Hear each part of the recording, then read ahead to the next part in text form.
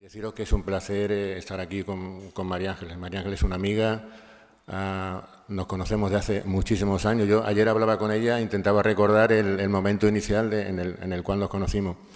Pero a ella le debemos mucho y nosotros también, porque ella fue la impulsora de un modelo asistencial que fue pionero en España y que nosotros continuamos, pero yo analizando también las fechas me di cuenta de que habíamos continuado mucho más tarde que ella. Entonces nosotros le debemos mucho y ahora veréis en los datos reflejados en nuestro servicio la importancia realmente que tiene la unidad de traumatología y que la gerencia, no sé si hay aquí un responsable del hospital, entienda que la traumatología tiene una forma o debe tener una forma de funcionar independiente de la ortopedia, porque los resultados, como veréis, son mucho mejores. Entonces, la idea que yo me he marcado en la presentación es que a través de la comunicación esta que voy a hablaros, se haga un veredicto de que realmente las unidades de traumatología sí son importantes y sí resuelven un montón de problemas dentro de nuestra especialidad. Como sabéis, la traumatología y la ortopedia tiene dos partes fundamentales y eso a veces tampoco se entiende, ¿no? Una lo que es la ortopedia y otra que es la trauma. Tienen en común algunas cosas. Por ejemplo, hoy en día está aumentando mucho la frecuentación en ortopedia y en traumatología. La esperanza de vida mayor, los pacientes quieren calidad de vida, los pacientes quieren ir a los viajes del inserso, quieren montar en bicicleta, quieren bailar con su prótesis. Tenemos muchas fracturas periprotésicas imbricadas entre las dos partes, entre la ortopedia y la traumatología. Y después hay un desarrollo científico-técnico muy importante en el cual hay un influjo muy grande de la industria y de las empresas con materiales nuevos que hacen que la cirugía sea mucho más fácil para nosotros y que continuamente estemos renovando los materiales. Pero también es una génesis de problemas importantes en cuanto a la gestión, en cuanto a problemas asistenciales y en cuanto a problemas técnicos. Y ahora lo veremos. La cirugía ortopédica tiene un ritmo continuo de entrada. Generalmente son pacientes no urgentes. Estudiamos o operamos pacientes estables, crónicos, pero estables, con superanestesia ok, todo perfecto. Generalmente tenemos sistemas y protocolos de admisión del paciente. Hay una vía de acceso única, que es por el servicio de admisión, con circuitos simples y perfectamente definidos en todos los hospitales.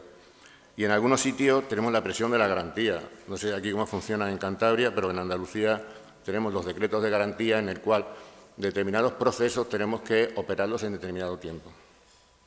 Sin embargo, la traumatología es diferente. Es un ritmo de acceso anárquico, un día tenemos 6 ingresos, otro día tenemos 4, otro no tenemos ninguno. Requieren a veces cirugía inmediata.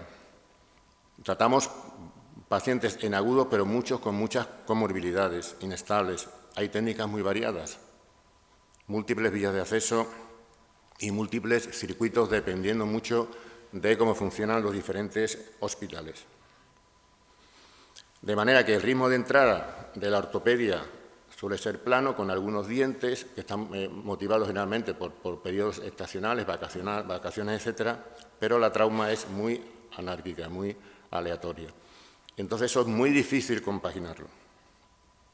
¿Cómo afecta esto a la asistencia? Pues en primer lugar a la programación quirúrgica. Si tenemos un servicio que funcione exactamente igual, la trauma que la ortopedia se imbrica. Es decir, es necesario suspender la actividad de ortopedia para poder hacer la trauma. De ahí que las curvas suban y bajan. Esto crea una serie de problemas en los modelos clásicos, ¿no? Por ejemplo, difícil la programación quirúrgica, altos índices de suspensión de pacientes, aumento de la lista de espera, aumento de la estancia quirúrgica y aumento de la estancia media. También los modelos de superprivación por unidades de los hospitales grandes hacen que la trauma se haya dejado un poquito de lado. Hay una unidad de mano, de cadera, de rodilla, etcétera, pero la trauma como que no interesaba mucho. De ahí también que había problemas técnicos y aumento de complicaciones. El modelo clásico, por tanto, desde nuestro punto de vista, no es sostenible, desde el punto de vista de la gestión técnica y asistencial. ¿Cuál es la solución? Pues la tenemos aquí delante. En el año 1999 se crea la primera unidad de trauma y se lo debemos a María Ángeles. Yo sé que coincidió con un momento crítico en el hospital, con los problemas que hubo en el hospital, pero en ese momento surgió la primera unidad de trauma de España. Y yo, como decía al principio, intentaba recordar ayer cuando nosotros la iniciamos. Esta es la diapositiva que yo presenté en la memoria cuando yo me presenté a la Jefatura de Servicio de Sevilla, en la cual la propuse la primera unidad de trauma, pero fue en el año 2005. Es decir, que te adelantaste 6 años, María Ángeles, 6 años, 6 años de hacer bien las cosas.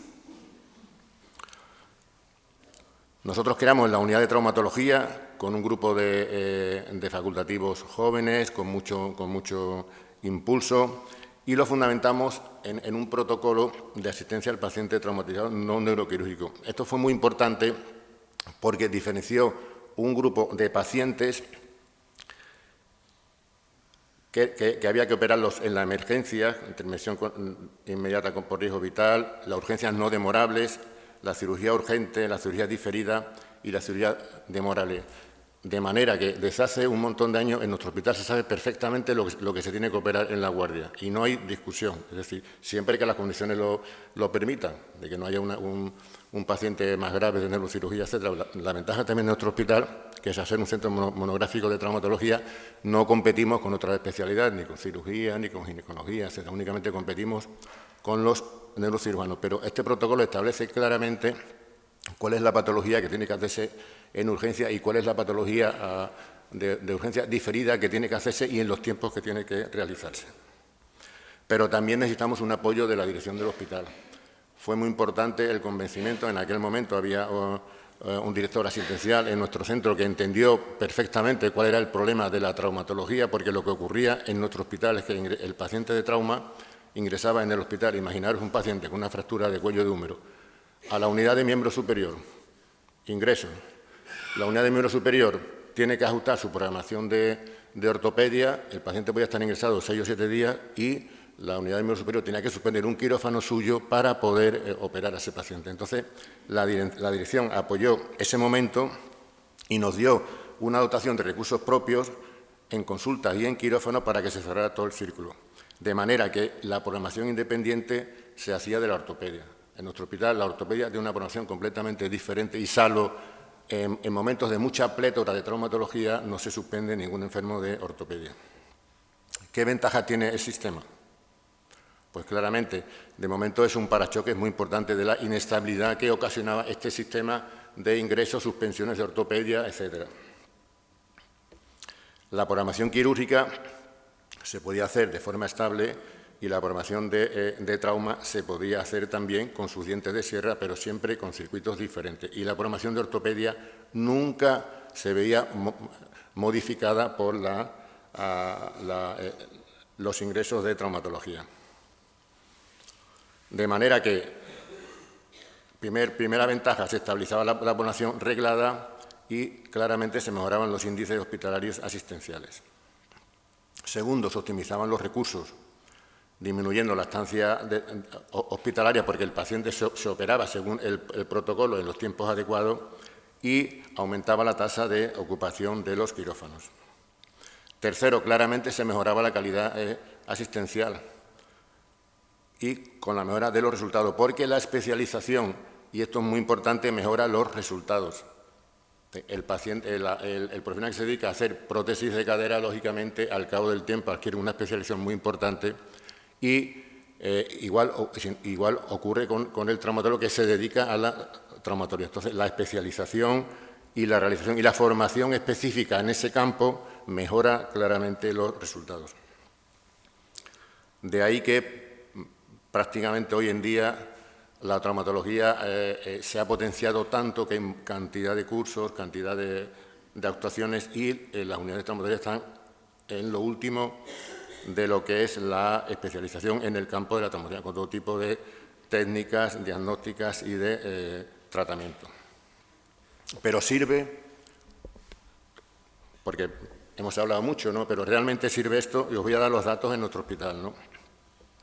En nuestro hospital la traumatología representa aproximadamente el 31,75%, es decir, la presión de urgencia suele ser de un 30%, es decir, el 30% de lo que operamos es traumatología. O sea que la actividad de traumatología representa el 30% de toda la actividad de nuestro servicio. Veis que el número de intervenciones urgentes va aumentando progresivamente con los años. En el 16, 1.700 y el año pasado operamos 1.925 intervenciones de traumatología. No sé cómo estaréis por aquí en Valdecilla. Generalmente el procedimiento más importante que hacemos es la reducción abierta con fijación interna. Pero si veis, un dato muy importante ya, la disminución de la estancia preoperatoria, que pasó de casi 4 días a 1,25 días. Es decir, los pacientes se suelen operar en tiempo. Como decía, anteriormente ingresaban y cuando había un hueco en la ortopedia se operaban. La estancia media bajó del 2005 de 8 días a una estancia media que tenemos en los primeros semestres de este año de 4,1 días. Una estancia media para la complejidad que operamos, yo creo que es magnífica.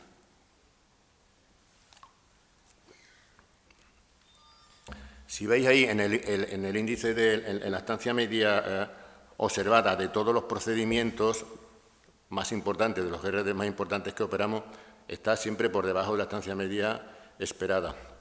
¿Y esto qué significa? Que hemos ahorrado en el último trienio casi 30.000 estancias. Esto es un afecto desde el punto de vista económico, es un dato muy importante.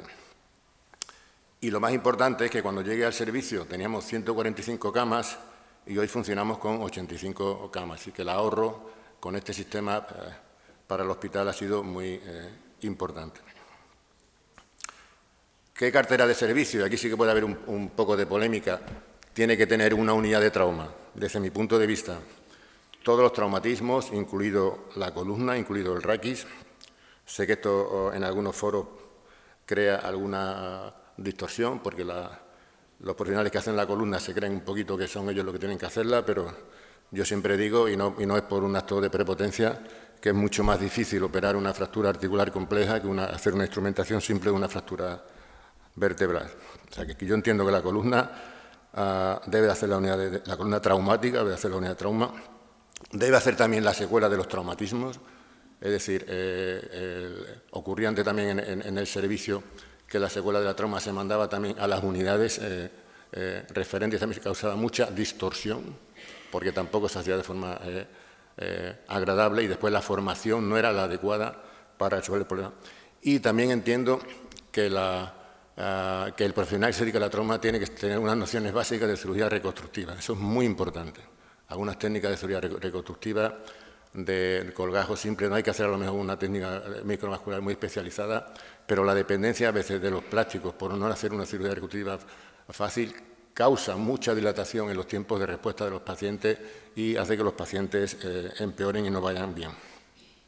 Por tanto, creo que alguna técnica simple de columna, como pueden ser el tratamiento de la fractura, las instrumentaciones en las fracturas de columna, en la disección epinopélvica, deben estar al alcance del que hace realmente la trauma. Igualmente las secuelas, la reconstrucción, las técnicas de secuela de los traumatismos, el que las conoce bien, el que las practica, debe hacerla la unidad de trauma. Y también alguna cirugía reconstructiva elemental. No es complicado hacer un colgajo pedicular del recto, del abdomen, tanto anterior como posterior, como alguna técnica de cobertura del codo o algún colgajo de gemelo, etc. Son técnicas asequibles y yo entiendo que el traumatólogo que se dedica a esto debería conocer y debería hacer. Y por último, es un modelo exportado. Es un modelo claramente que ha demostrado su utilidad y que es exportado. Lo empezasteis aquí, lo continuamos nosotros y después lo hacen en la mayoría de los hospitales grandes de España. Yo creo que es un modelo que ha demostrado claramente su utilidad. Como conclusión, el modelo de la unidad de trauma es un parachoque de la inestabilidad que causa la imbricación clásica de funcionamiento de la trauma y de la ortopedia en los hospitales de tercer nivel, optimiza claramente la gestión, da estabilidad a la programación quirúrgica, es eficiente porque ahorra camas y estancias y da calidad asistencial porque el profesional se dedica a eso y se forma en eso y adquiere la experiencia en la traumatología. Y esto se lo debemos todo a María Ángeles, que fue la iniciadora y la impulsora y la que nos hizo caer en esta trampa tan bonita y tan magnífica de la traumatología. Muchas gracias, María Ángeles.